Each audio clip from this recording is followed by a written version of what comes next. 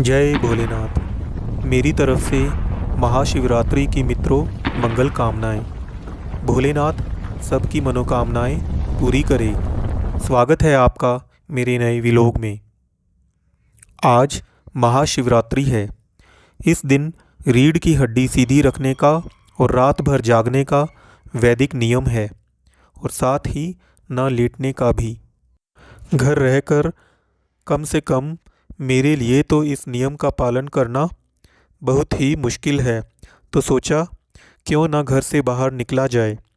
तो दोस्तों, आज हम एक ऐसे रहस्यमयी शिव मंदिर को विज़िट करेंगे जिसे माना जाता है कि वह एशिया का सबसे ऊंचा शिव मंदिर है।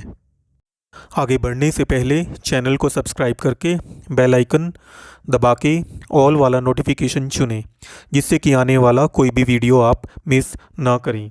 तो दोस्तों, आज का व्लॉग शुरू करते हैं।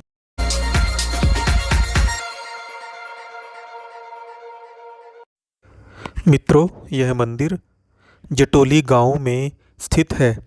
जटोली गांव सोलन डिस्ट्रिक्ट में पड़ता है। इस गांव का नाम जटोली शिव की जटाओं की वजह से पड़ा है। ऐसा माना जाता है कि भगवान शंकर यहाँ पर पधारे थे और एक रात ठहरे थे। दोस्तों, सोलन से राजगढ़ रोड पर हम चले हुए हैं और अब जटोली पहुँचने वाले हैं। यह मंदिर सोलन से 8 किलोमीटर की दूरी पर स्थित है। जैसे ही हम मंदिर में पहुँचे, वहाँ पर पार्किंग की व्यवस्था बहुत ही अच्छी थी और मंदिर के सामने ही हमारी कार पार्क होगी इजीली। और ड्रम, एक त्यौहार वाला माहौल वहाँ पर।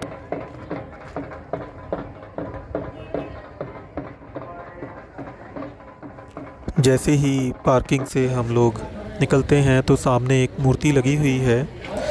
यह मूर्ति स्वामी कृष्णानंद परमहंस नामक बाबा जी की है, जो यहाँ पर 1950 में पधारे थे और उन्होंने यहाँ पर तपस्या की थी।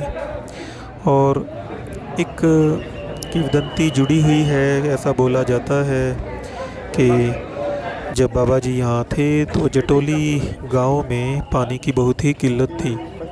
तब स्वामी कृष्णानंद परमहंस जी ने घोर शिव की तपस्या की और त्रिशूल के प्रहार से ज़मीन से पानी निकाला।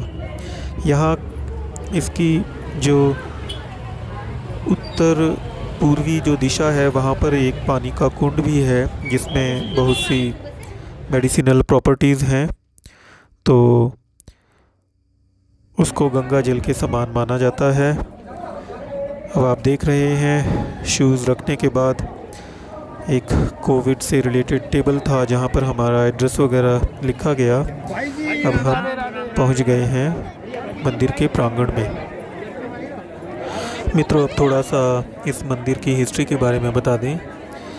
ये मंदिर 1950 में जब स्वामी कृष्णानंद परमहंस जी बाबा जी यहाँ आए तो उन्होंने यहाँ तपस्या की और उन्होंने ही 1974 में इस मंदिर की नींव रखी। 1983 में उन्होंने समाधि ग्रहण की। उसके बाद इस मंदिर के निर्माण कार्य को प्रबंधन कमेटी देखने लगी, मंदिर प्रबंधन कमेटी देखने लगी और 39 साल बाद यानी कि 2013 में यह मंदिर बनकर कंप्लीट हुआ। इस मंदिर की जो ऊंचाई है वो 111 फुट है, जिसे ऐसा कहा जाता है कि ये एशिया रीजन में सबसे ऊंचा शिव मंदिर है। मुझे ये बात कुछ ज़्यादा समझ में नहीं आई, ना ही कुछ मुझे इंटरनेट पर या कहीं और इसका कुछ क्लैरिटी मिली इस बारे में।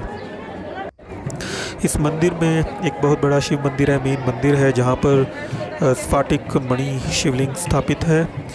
इसके अलावा यहाँ पर शिव भगवान और पार्वती माता की भी मूर्ति स्थापित है इस मंदिर में।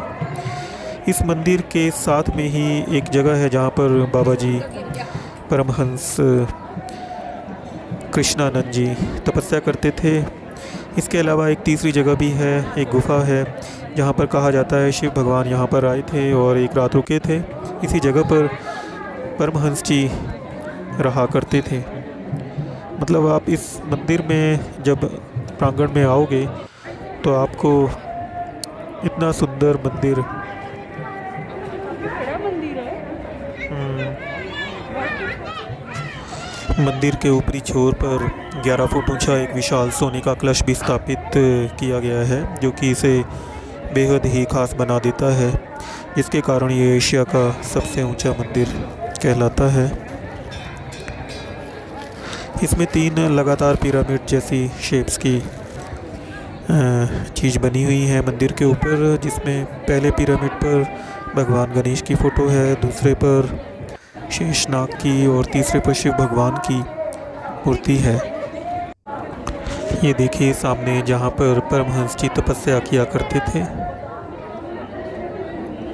यहाँ पर दर्शन करने के लिए बहुत ही लंबी लाइन है, लेकिन हम लोग लगे हुए हैं और धीरे धीरे लाइन बढ़ तो रही है, नंबर भी आ ही जाएगा। यहाँ पर मंदिर में जो मेन मंदिर है, यहाँ पर नंदी बैल की मूर्ति लगी हुई है और जो गण हैं उनकी भी मूर्तियाँ लगी हुई हैं। मंदिर के प्रांगण के अंदर फ़ोटोग्राफी अलाउड नहीं है, तो अंदर का मैं आपको दिखा नहीं पाऊँगा। मित्रों, हम लाइन में लगे हुए हैं, दर्शन का वेट कर रहे हैं। तब तक आपको एक बड़ी ही रोचक जानकारी देता हूँ कि जो शिवरात्रि है वह एक साल में लगभग 12 या 13 बार आती है, मतलब हर महीने एक आती है। यह अमावस्या से एक दिन पहले होती है। एक जो महाशिवरात्रि है वह साल में एक बार आती है और यह हिंदू कैलेंडर के हिसाब से माघ के महीने में आती है। अब आपको एक और बात बता दूं, जो मैंने शुरू में कहा था कि रीढ़ की हड्डी सीधी रखने और ना सोने ना लेटने का एक वैदिक नियम है। इस नियम के पीछे भी एक साइंटिफिक रीज़न है।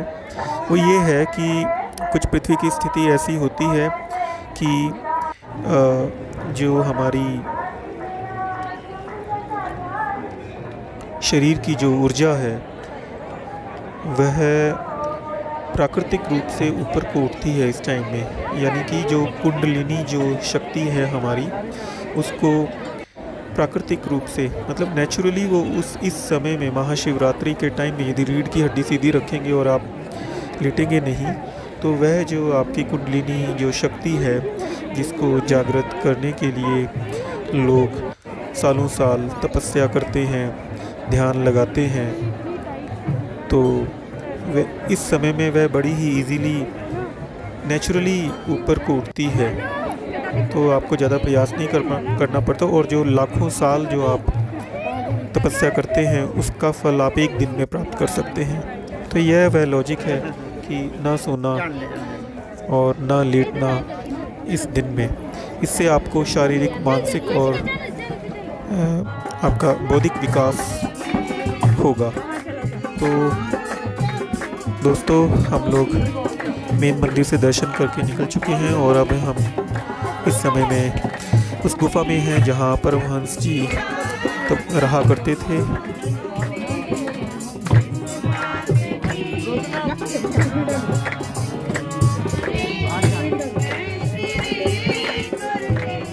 इस मंदिर में रविवार को भंडारा होता है और एनुअल फेयर जो है वो महाशिवरात्रि के दिन। तो आज मैं एनुअल फेयर में ही आया हुआ हूँ। यहाँ पर मुझे कोई ऐसे स्टॉल या कुछ इस टाइप से कुछ तो नहीं दिखा, शायद कोविड के कारण ऐसा नहीं है। लेकिन हाँ, यहाँ पर मैंने टूरिस्ट को देखा और लोकल लोग भी काफ़ी थे यहाँ पर। तो हमारी आज का जो ये रहस्यमय मंदिर था, जटोली शिवा मंदिर की विज़िट ख़त्म होती है। और हाँ, एक चीज़ ध्यान रखना, इस जब मंदिर में भीड़ ज़्यादा होती है जैसे कि महाशिवरात्रि के दिन, तो यहाँ पर जाम की स्थिति पैदा हो जाती है। तो आप जब नीचे से आएँ तो एक इन्होंने बनाया हुआ था एंट्री के लिए रास्ता और दूसरा एग्ज़िट के लिए। तो दोस्तों, अच्छा लगे तो चैनल को लाइक करें, सब्सक्राइब करें और शेयर करें। Good bye.